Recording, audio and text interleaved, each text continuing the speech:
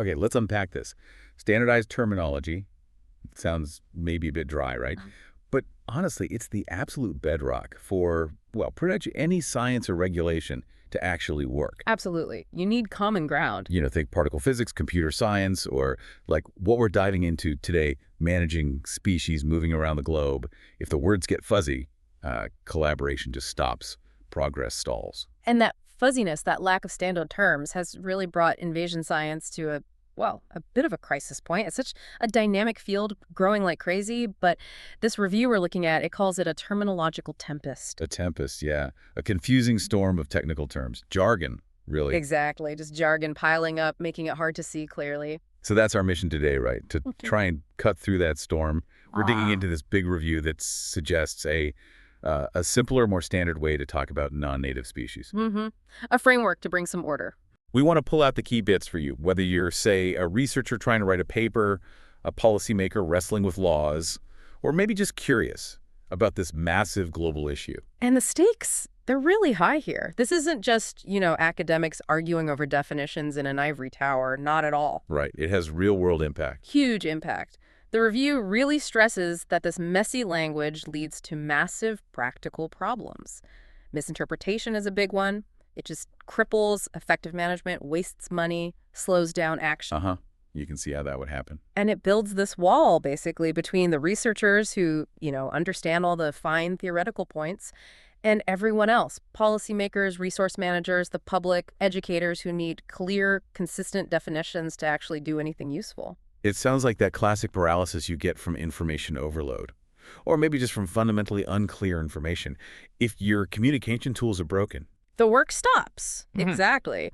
And we have a pretty good idea where this inconsistency actually came from. It tracks with this explosion, really, an exponential increase in scientific publications since the 1990s. Okay. And the experts coming into invasion science, they're from all over the place, very different backgrounds. Think agriculture, classical botany, zoology, forestry, even pathology. Right, all bring in their own perspectives. Yeah. And their own words. Precisely. They often worked in their own silos, developing their own specific language, their own lexicons. That made sense for their particular niche, their particular problem. So trying to stitch all those different vocabularies together now, that's the challenge. That's the core challenge this paper tackles. Yeah. How do you get something that works universally from, say, global marine invasions down to a local agricultural pest? All right, let's try and quantify this tempest then. Just how bad is the jargon problem? Yeah. You mentioned the review did a big search.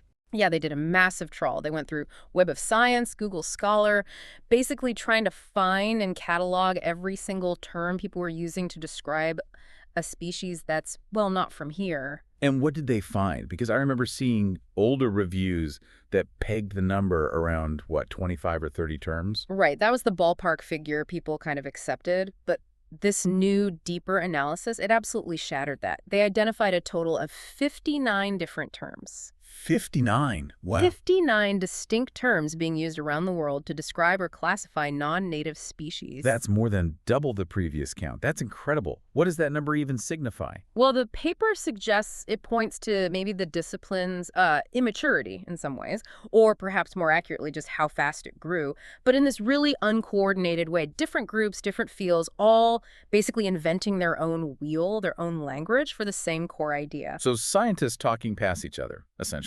Pretty much. But what's also interesting is that even with those 59 terms floating around, a few really dominate.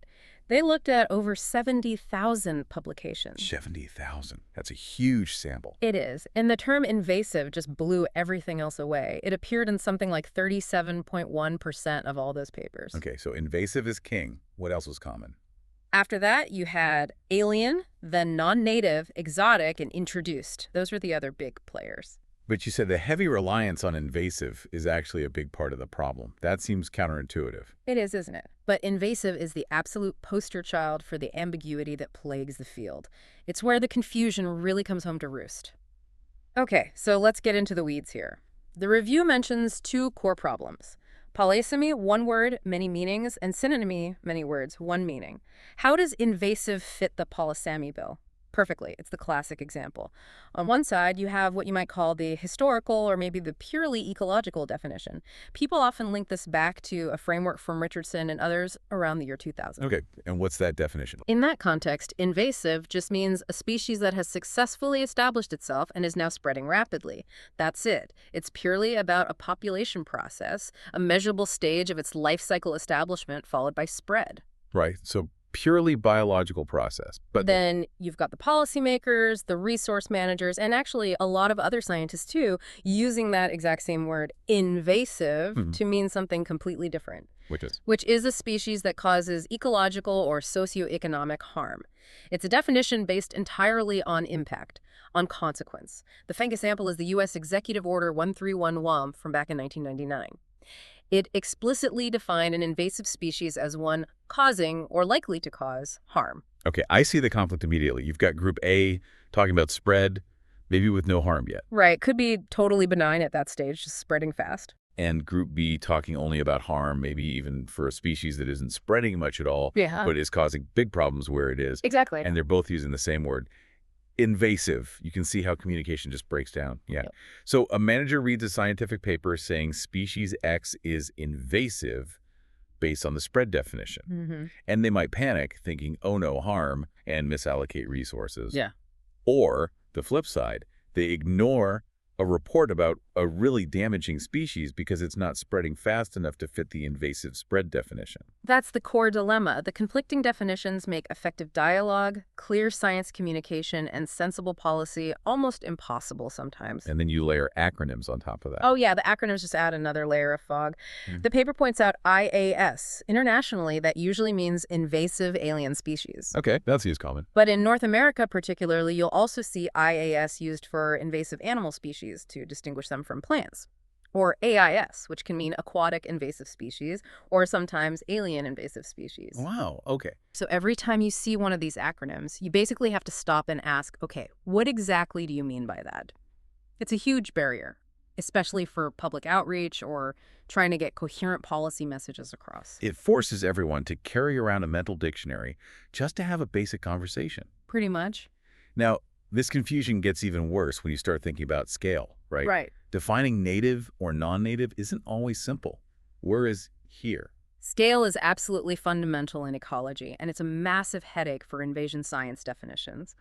The simple idea of native versus non-native crashes into reality as soon as you consider different scales: local, regional, national, biogeographic. And political boundaries versus ecological ones. Exactly. That's the killer mismatch. Almost all our laws, our regulations, our management frameworks, they operate at the national level, or maybe state or provincial political boundaries. But species don't care about those lines on a map. Not in the slightest. Yeah. Ecological processes, dispersal, migration, they follow habitats, corridors, climate gradients, not country borders. The review gives a couple of really striking examples of just how absurd the regulatory situation can get because of this scale mismatch. The first one involves a fish in Brazil, the pirarucu. Ah, yes, Arpema giga is a fascinating case.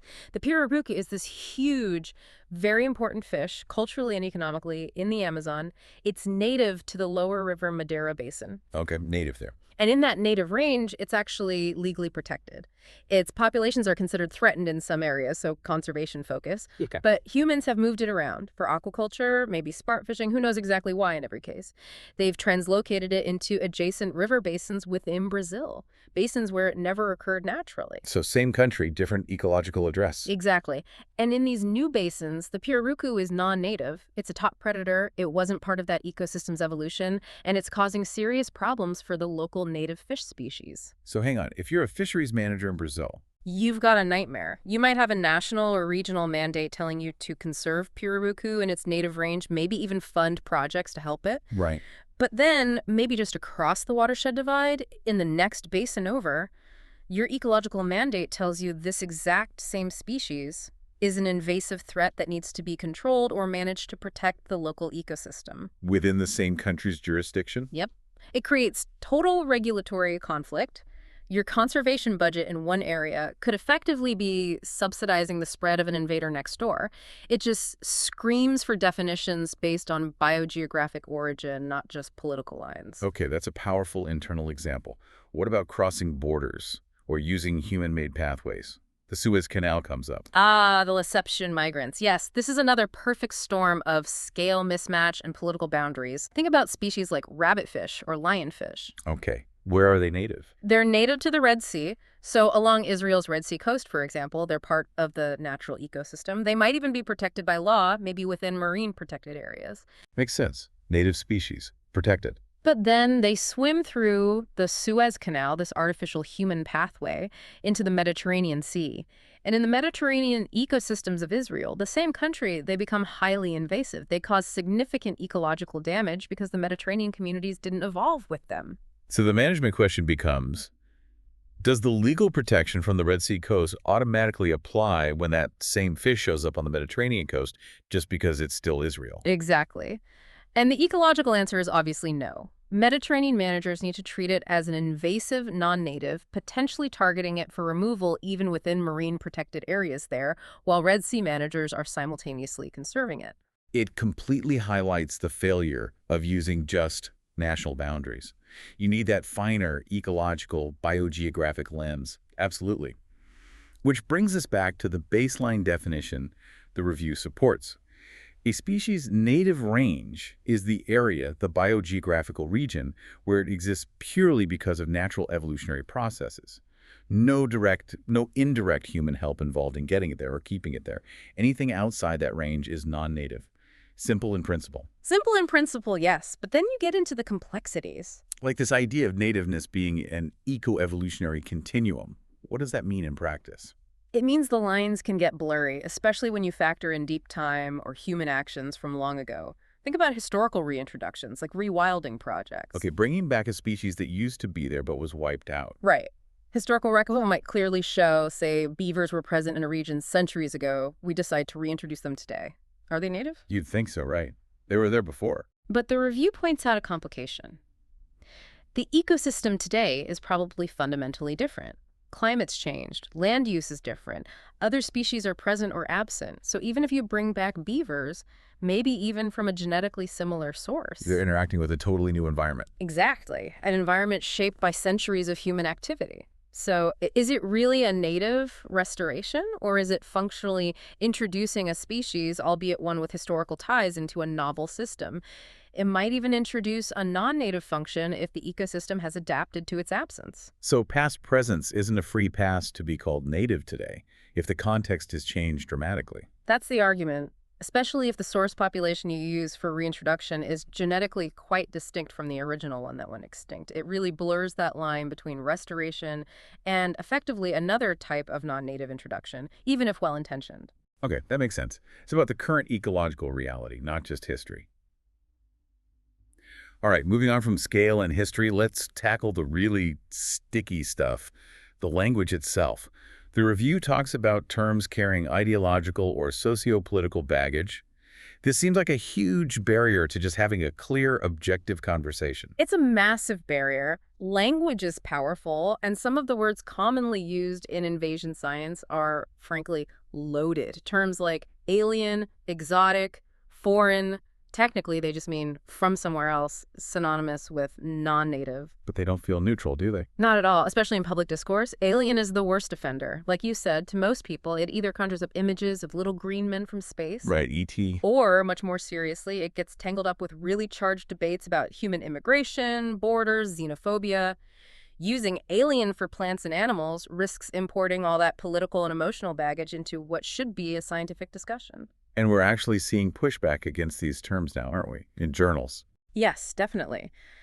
Some scientific journals, even whole fields, are actively banning the use of alien and similar terms precisely because they recognize how value-laden they are, how they can derail objective science and conservation efforts. But then you have this disconnect because major international bodies still use them. That's the frustrating part. You have really influential global organizations like the Convention on Biological Diversity, CBD, or IPBES, the big intergovernmental platform on biodiversity.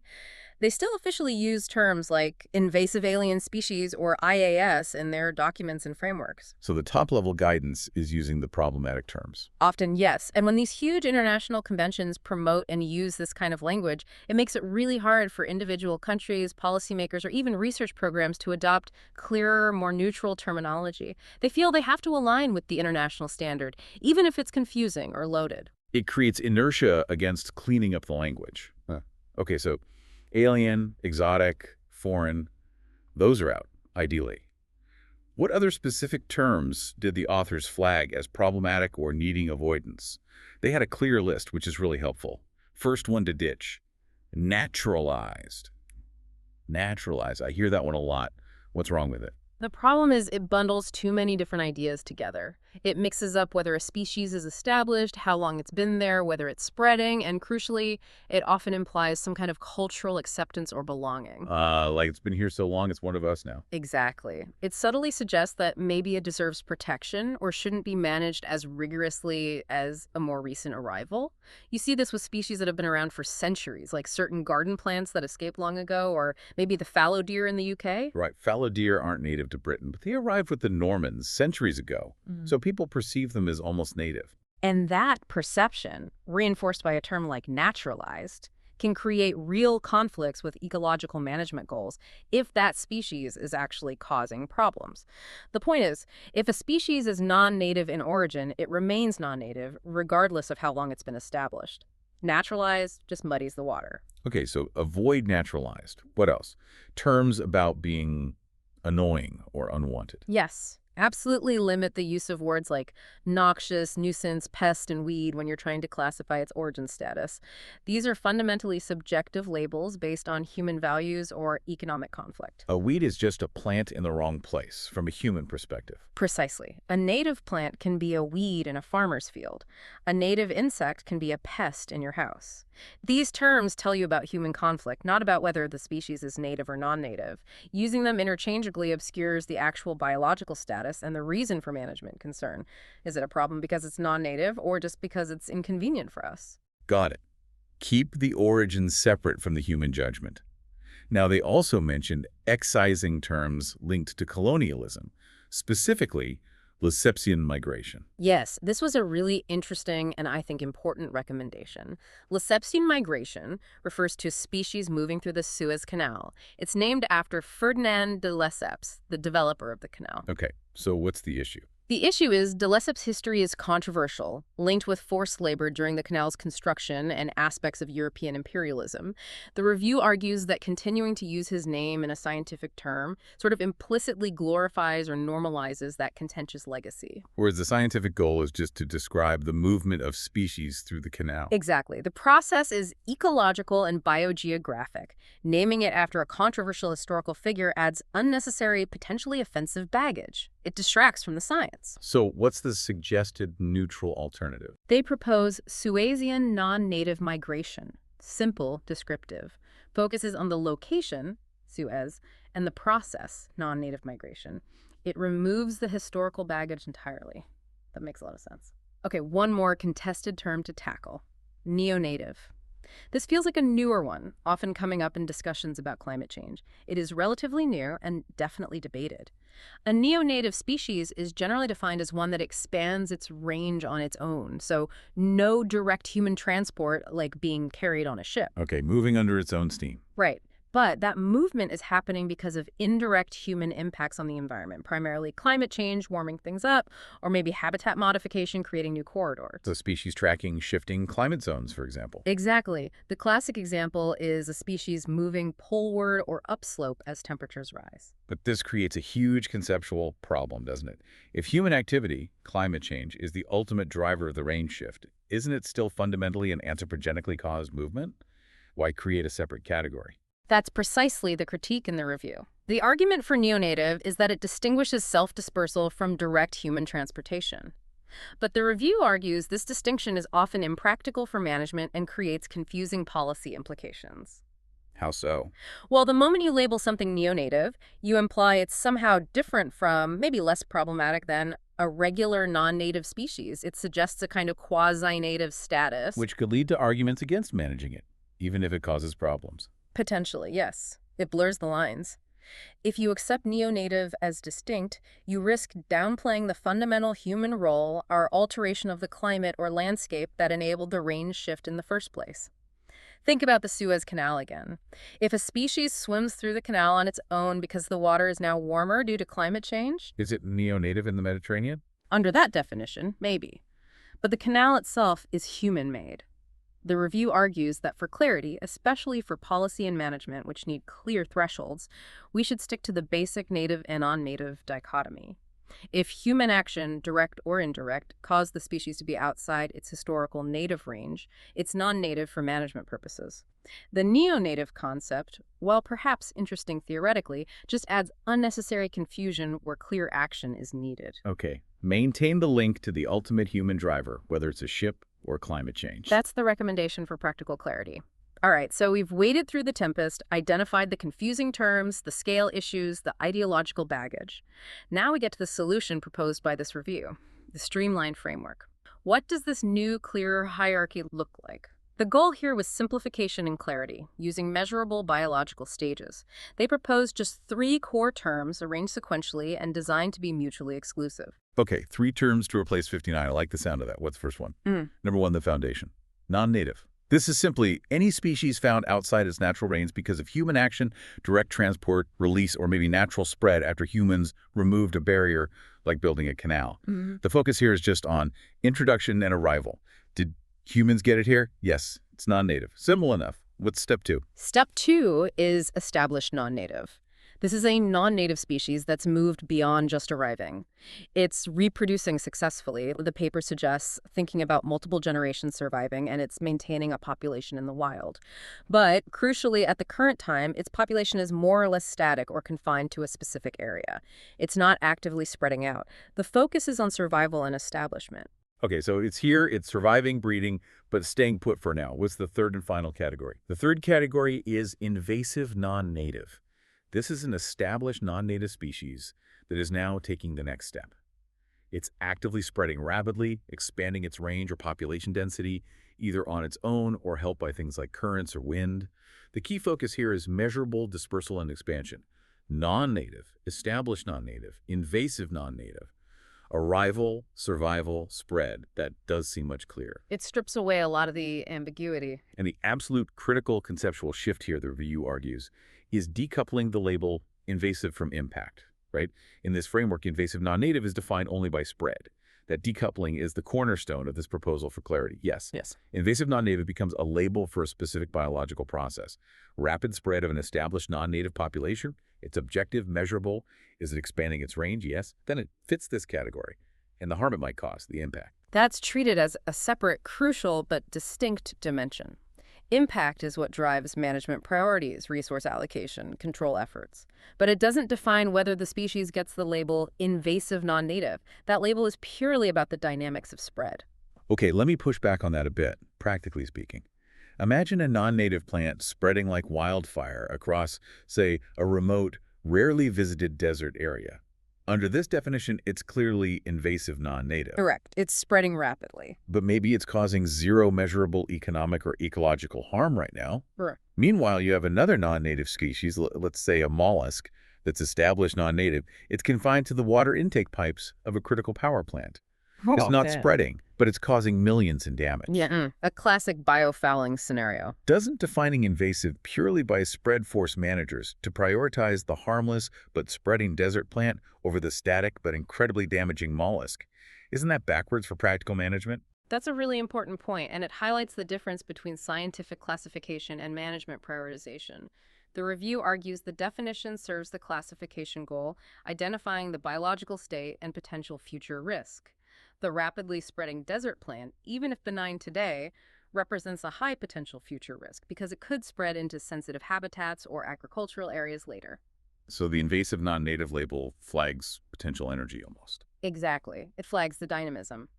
Management prioritization then takes that biological status plus the separate assessment of current or predicted impact, using tools we'll get to decide where to spend the limited resources.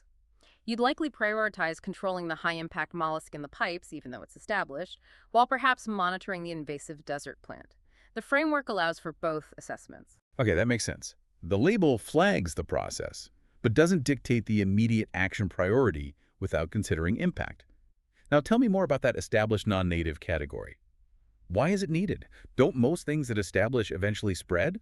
Many do, eventually, but some genuinely remain confined for long periods, sometimes indefinitely, due to specific environmental limits. That's why the category is necessary. The review gives a great example. Warm water, ornamental fish released into colder climates. Right.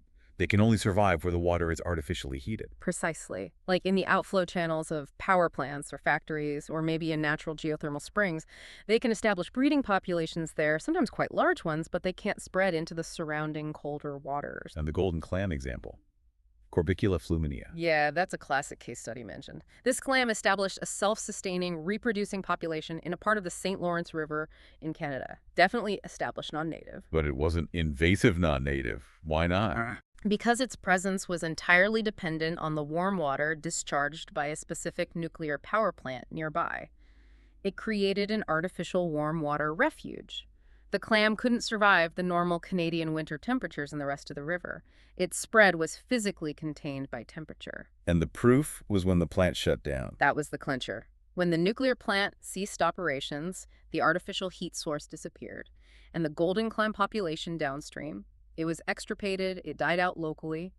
That event proved it was truly established, but confined, not invasive. That really illustrates the need for the middle category. And it also highlights how dynamic these categories are. Right. The species could sit as established for decades. These are sometimes called sleeper populations, just ticking over, not causing much trouble, maybe not even notice. And then something changes. Yeah. A slightly warmer winter, a new bridge, provides a dispersal pathway. A competitor species disappears.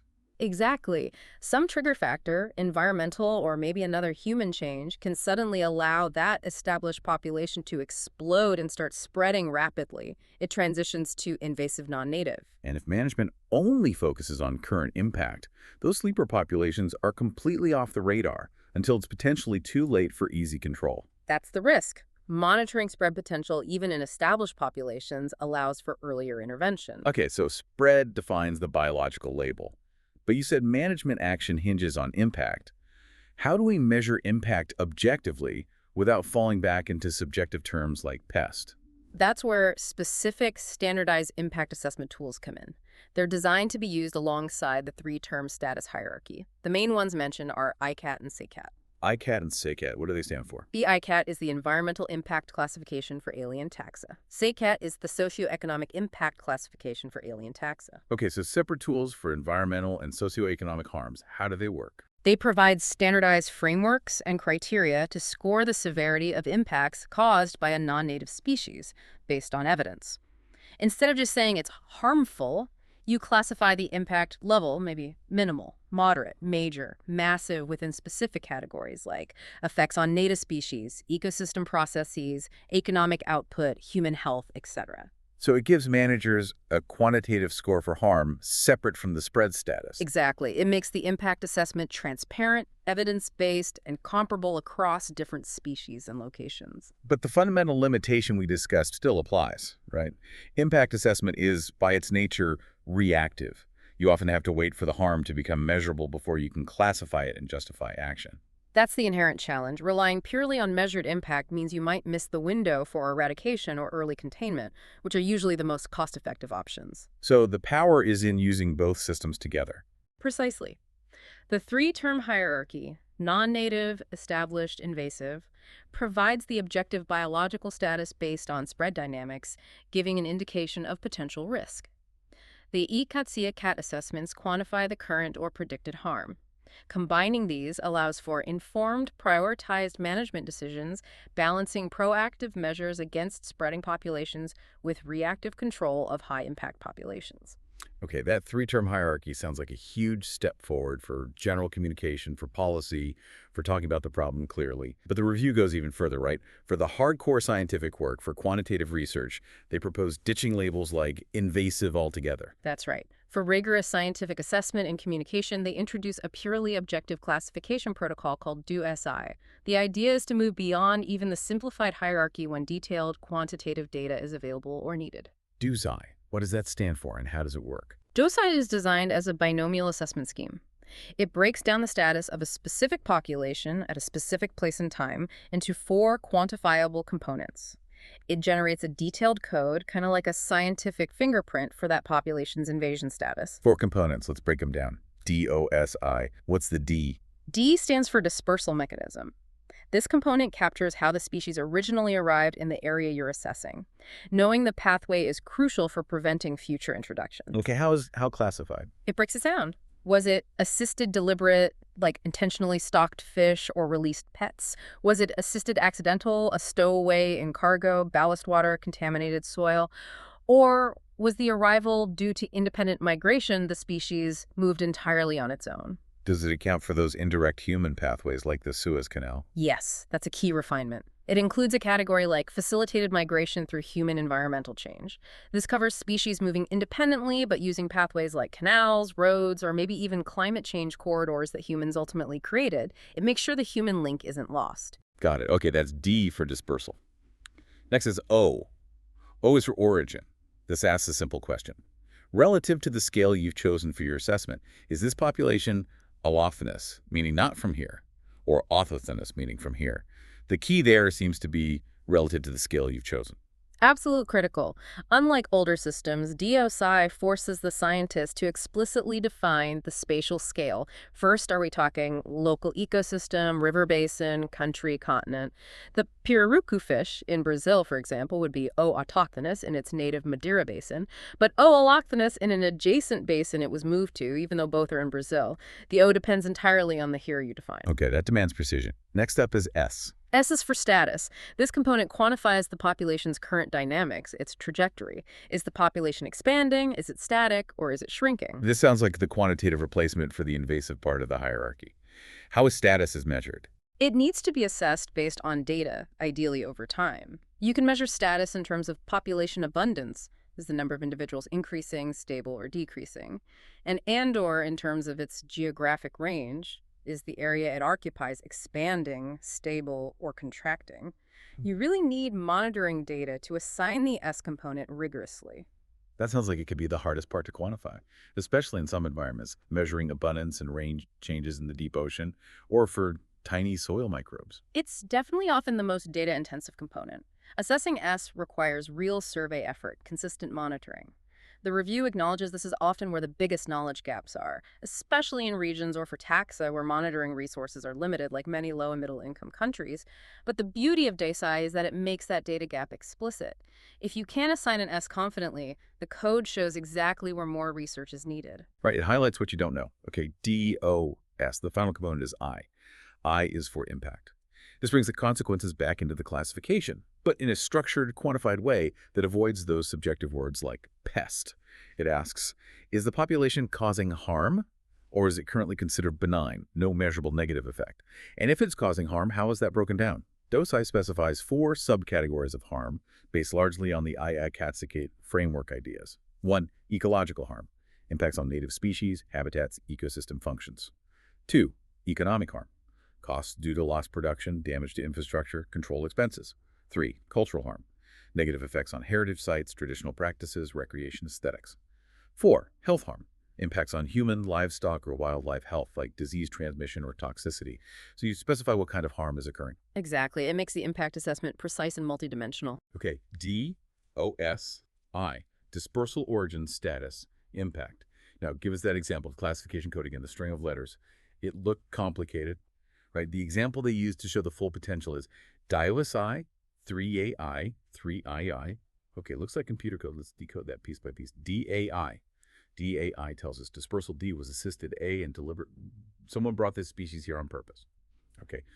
OA. OA tells us origin O is allochthonous. A. It's definitely not native to the defined area. Makes sense. Then the status part. SAI tells us status S is expanding. Specifically, it's expanding in abundance and it's expanding in range. The population is growing and spreading geographically. Got it. Growing and spreading. And the final impact part. IAI tells us impact I is a harmful A. And the types of harm are ecological, I, and economic too. Wow. Okay. So DIOSI instantly tells the scientist, this is the deliberately introduced non-native population that is currently growing in numbers, expanding its range, and causing measurable ecological and economic damage. Precisely. All that information packed into one objective code. It cuts right through the ambiguity of just calling it invasive or a pest. The power there seems to be in the precision and also in flagging what's missing. If you only had, say, DIOS with the impact unknown. Exactly. It immediately tells you, we know how it got here, we know it's not native, we know it's static, but we desperately need data on its impacts to decide if management is needed. It pinpoints the research priority. That seems incredibly useful, especially for comparing situations across different regions or guiding research funding. But you mentioned a key limitation. This DOSI code isn't permanent. Absolutely not. That's crucial. It's a snapshot in time and space. A population's DOSI classification will change. An established population, SS static, could become expanding SA if conditions change.